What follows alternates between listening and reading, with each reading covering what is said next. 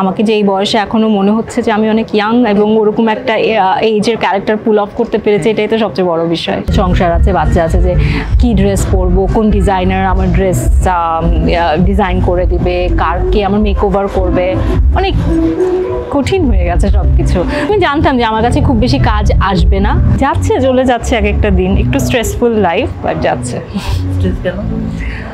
স্ট্রেসের এই প্রশ্ন করেন না, নানা রকম স্ট্রেস আছে, ঘরের স্ট্রেস, পারিবারিক স্ট্রেস, পিচ্চির স্ট্রেস, কাজের স্ট্রেস, সব মিলে একটু স্ট্রেস। আপনার মেয়ে তো মোটামুটি এখন বড় হয়েছে, জি, মানে ওকে কি এখন আগে থেকে কি অত বেশি টাইম দিতে হয় নাকি?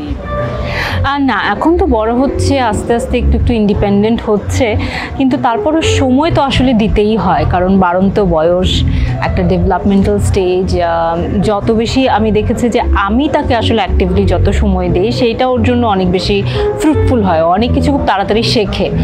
তো মাঝে মাঝে যখন একটু কম সময় দেওয়া হয়ে যায়, তখন এই যে স্ট্রেসটার এটাই কারণ, যে যখন কোনো কাজের কারণে ওকে কম সময় দিচ্ছি তখন খুব গিলটি ফিল হয় যে সময় দিতে পারছি না, ওটা একটা স্ট্রেস কাজ করে তখন আমার মধ্যে। আর এখন কাজের কথা বলছিলেন, একটা রিয়েলিটি শো খুব বড় আয়োজনে করছেন আপনি, একটা মানে কুকিং শো করেছি। হ্যাঁ হ্যাঁ, তো এটা ছাড়া আর মানে এটা নিয়ে একটু বলেন, তারপরে আর কি নিয়ে ব্যস্ততা? কুকিং ঠিক রিয়ালিটি শো না, একটু কুকিং শো, একটু ভিন্ন ধাঁচের কুকিং শো। অ্যাকচুয়ালি আমি পরপর 2টা কুকিং শো করেছি। একটা তো একটা চ্যানেলের জন্য মাছরাঙায় যাচ্ছে অলরেডি, আরেকটা রিসেন্টলি শুরু হয়েছে, but it's a digital platform, channel আইয়ের। হ্যাঁ, চ্যানেল আই চরকিতেও যাচ্ছে, স্ট্রিম হচ্ছে।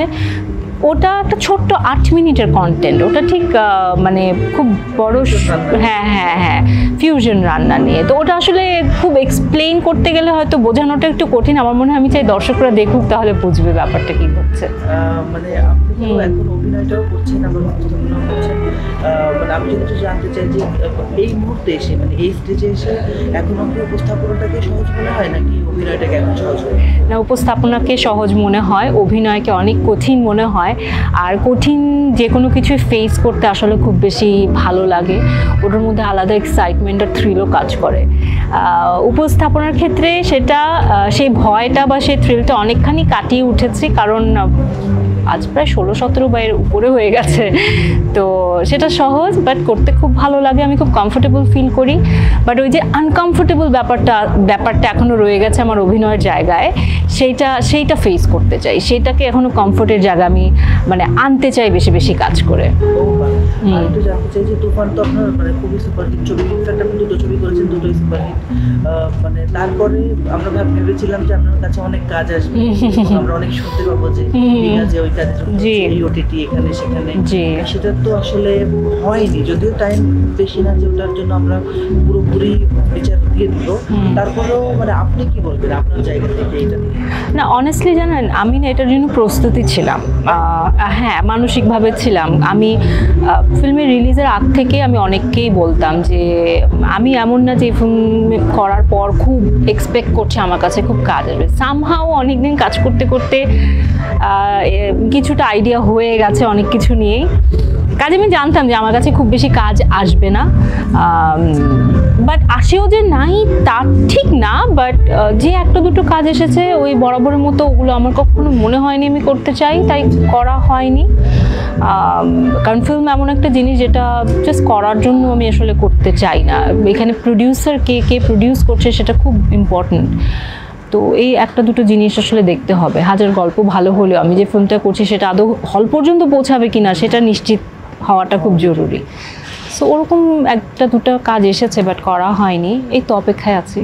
আপনি তো অপেক্ষা থেকেই তো পেয়েছেন, তারপরে আপনি অনেক লম্বা অপেক্ষা করেছেন। জি। আর আপনি বললেন যে আমি জানি যে আমার কাছে কাজ আসবে না। হ্যাঁ, এটা কেন জানতেন?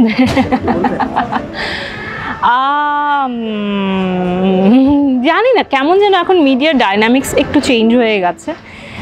এটা মনে হয় কোভিডের পর একটু বেশি হয়েছে, কারণ আমি ঠিক গুছিয়ে বলতে পারবো না। এতটুকু বুঝি যে আমি নিজেও আসলে নিজের ফ্যামিলি মেনটেন করা, এসব মেনটেন করতে গিয়ে আমি নিজেও একটু ঘর কোনো হয়ে গিয়েছি, এটা একটা বিষয়। আমার যেটা মনে হয় যে আসলে একটা সার্কেলের পার্ট হওয়া খুব জরুরি, সেখানে পিআর মেনটেন করা, তারপর বিভিন্ন ইভেন্টসে আসা। অনেক তো ইভেন্ট হয় কিন্তু সবসময় আমাকে আসলে দেখা যায় না, ইনভিটেশন আসে। এখন আগেকার সময় যেটা হতো যে কোনো ইনভিটেশন আসলে আমরা চটজলদি চলে যেতে পারতাম, হ্যাঁ, মানে বাসায় যে ড্রেস আছে যা আছে নিজের মতো সেজে গুজে। এখন অনেক প্রিপারেশন লাগে, উইচ ইজ নাইস, সুন্দর, বাট ওটার ওই এফোর্টটা দেওয়াটা আমার জন্য অনেক কঠিন হয়ে যায়। যে হ্যাঁ, সংসার আছে, বাচ্চা আছে, যে কি ড্রেস পরবো, কোন ডিজাইনার আমার ড্রেস ডিজাইন করে দিবে, কে আমার মেকওভার করবে, অনেক কঠিন হয়ে গেছে সব কিছু। তো ওই অ্যাপিয়ারেন্সগুলো আমার করা হয় না, বিধায় হয়তো মানুষও আমাকে কম দেখে বলে আমার কথার চট করে মনে পড়ে না হয়তো। তুফান যখন করলেন আপনি একটু সত্যি বলেন যে সবচেয়ে ভালো কমেন্টে সবচেয়ে মেন কমেন্ট কি পেয়েছেন তুফান? মেইন কমেন্ট আসলে হওয়ার, আমি অ্যানাউন্স যখন হয়েছিল আমার নাম, ফিল্ম রিলিজের আগে অনেক ছিল, রিলিজের পর সেভাবে আসলে কোনো মেইন কমেন্ট আমার চোখে পড়েনি বা পড়লেও আমার মনে নেই। আর ভালো কমেন্ট তো অনেক, হ্যাঁ, ভালো কমেন্ট, সবাই পারফরমেন্স ভালো বলেছে। না, ফোন করে আমাকে মমো কল দিয়েছিল, এটা আমার কাছে খুব ভালো লেগেছে। মমো সবসময়ই খুবই দারুণ। ও আয়নাবাজির সময়ও আমার যখন ওর সাথে সামনাসামনি দেখা হয়েছিল, ও সামনাসামনি খুব দারুণভাবে প্রশংসা করেছিল। আর আমাকে কলও সে এবার তুফান দেখে করেছে, যেটা আমার খুব ভালো লাগে। এটা শেখার বিষয় আসলে, আমিও নিজেও হয়তো করে উঠতে পারি না সবসময় এই জিনিসগুলো, কিন্তু আমি যখন এই জেস্টারগুলো দেখি এটা আমার খুব ভালো লাগে। মমো কল করেছিল। আর যাদের সঙ্গে দেখা হয় তারা বলে যে হ্যাঁ ভালো হয়েছে, খুব চটপটে লেগেছে আমাকে, যেটা আমি রিয়েল লাইফে না। তো আমি হ্যাঁ ওটাই চেষ্টা করেছি। আর আমরা কি জানতে যদি আপনি কিছু বলেন না, আপনি বয়সের ব্যাপারে একবার খোলামেলা, মানে আপনি বলেন জি জি জি, তো আপনার ক্যারেক্টারটা যেটা ছিল ওই বয়সের থেকে অনেক কম, রাইট। এইটা নিয়ে আমি একটু সোশ্যাল মিডিয়াতে কথা শুনেছিলাম যে এত বয়সে ওইটুকু চরিত্রগত ক্যারেক্টার করা, তো সেটা নিয়ে আপনার কাছে কখনো বয়স নিয়ে আপনার যখন কেউ কটাক্ষই করে তো তখন খারাপ লাগে কি? একদমই না, তাহলে তো লুকাতাম। একদমই না, কটাক্ষ করার কি আছে? আমার মনে হয় যারা কটাক্ষ করে তাদের মধ্যেই কোনো কমপ্লেক্স থেকে থাকতে পারে। বয়স হলে, তাদের যখন বয়স হবে তাদের অনেক অসুবিধা হবে, তখন আমার কোনো অসুবিধে নেই। আমি মনে করি যে আমি খুব গ্রেসফুলি এইজ করছি, বয়সের সাথে আমার অভিজ্ঞতা অনেকের চেয়ে অনেক বেশি বাড়ছে, এই তো। অ্যান্ড আমাকে যে এই বয়সে এখনও মনে হচ্ছে যে আমি অনেক ইয়াং এবং ওরকম একটা এইজের ক্যারেক্টার পুল অফ করতে পেরেছি, এটাই তো সবচেয়ে বড় বিষয়। হ্যাঁ, এবং আমি একটু জানতে চাই যে মানে বয়সের প্রসঙ্গে তো আপনি যেরকম খোলামেলা, আপনি আপনার মানে সংসার, আপনার সব কিছু নিয়ে খুব খোলা, এবং আপনি বিয়ে করেছেন খুব বড় করে ঢাকি পিটিয়ে, তো কিন্তু আপনার কাছে কি মনে হয় যে এখনকার অনেকে যে লুকোচুরি করেন, আপনার কলিগদের কথাই বলছি, এটা কি বিশেষ কোনো কারণ থাকে বা এটা কি কোনো ক্যারিয়ারে পজিটিভ বা নেগেটিভ কি ইম্প্যাক্ট ফেলে বলে আপনার মনে হয়? হ্যাঁ, আমি অন্যের পার্সোনাল লাইফ নিয়ে মন্তব্য করতে পারবো না। আমার কাছে মনে হয় খোলামেলা থেকে বা খোলা ওপেন থাকলে তো আসলে খুব ক্ষতি আসলে হয় না, কারণ আমি কোনো ক্ষতি ফিল করিনি। আর কিছু পুরনো ধারণা থেকে থাকে হয়তো, যে সিঙ্গেল ইমেজ থাকলে অডিয়েন্সের কাছে কি বলে, এটা কৌতূহল থাকে। আমার মনে হয় এগুলো খুব পুরনো ধারণা, ওইটা থেকে বের হয়ে আসতে হবে। আমাদের পাশের দেশে ভারতের নায়িকারা মানে দাপিয়ে খুব ইয়াং এজে বিয়ে করছে এবং কাজও করে বেড়াচ্ছে, মাও হচ্ছে, তাও কাজ করছে। সো ওই জায়গাগুলো আমাদের ভেঙে আসা উচিত আমার মনে হয়। শাকিব খানের বিষয়ে একটা প্রশ্ন জানতে চাই যে এর আগে আপনাকে অনেক প্রেস করেছিলেন উনি যখন অভিনয়, মানে আপনাদের যখন প্রমোশন চলছিল, ছবি মুক্তি পাওয়ার পরে কি ওনার সাথে আপনার এই ছবি নিয়ে কোনো কথা হয়েছিল? হ্যাঁ, ওই ইনফ্যাক্ট রিলিজের পরের দিন, ঈদের দিন রিলিজ হয়েছিল, তো আই থিঙ্ক সেকেন্ড ঈদেই উনি আমাকে কল করেছিল।